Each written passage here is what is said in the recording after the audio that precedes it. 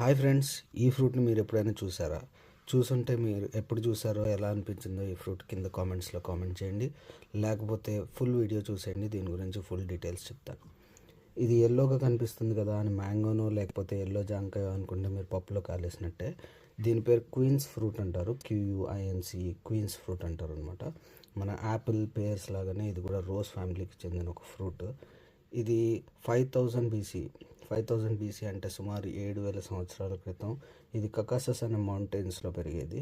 ఈ mountains Iran నుంచి టర్కిస్తాన్ వరకు ఉండేవి.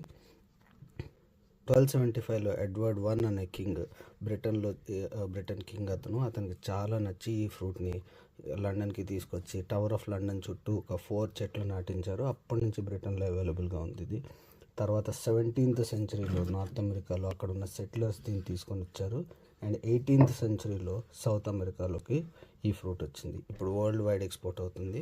దీని మెడిసినల్ వాల్యూస్కి వస్తే ఇది చాలా మంచి మెడిసినల్ వాల్యూస్ ఉంటాయి. ఇది సి విటమిన్ రిచ్ ఫ్రూట్ ఇది.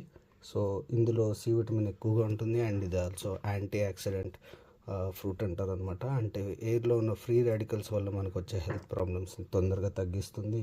And also anti inflammatory fruit అంటారు అనమాట. మనకి లోపల ఏమైనా ఇన్ఫ్లమేషన్స్ ఉంటే, లైక్ లివర్ వాపు అలాంటివి ఉంటే తొందరగా తగ్గించేస్తుంది. And also anti ulcerative properties ఉంటాయి, అంటే అల్సర్ అలాంటివి రాకుండా తొందరగా కాపాడుతుంది ఇది.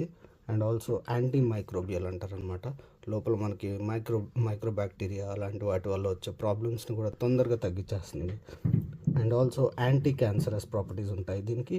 అండ్ ఆల్సో హార్ట్ హెల్త్ని అండ్ ఆల్సో మన గట్ హెల్త్ని, డైజెషన్ కానీ లేకపోతే మన కాన్స్టిపేషన్ కానీ తొందరగా తగ్గించేస్తుంది.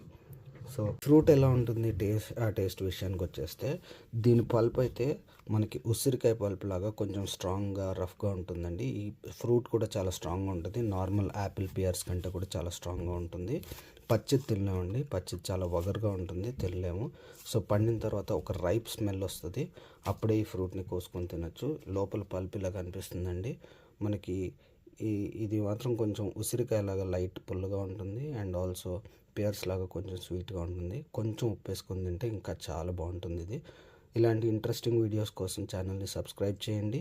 Thank you.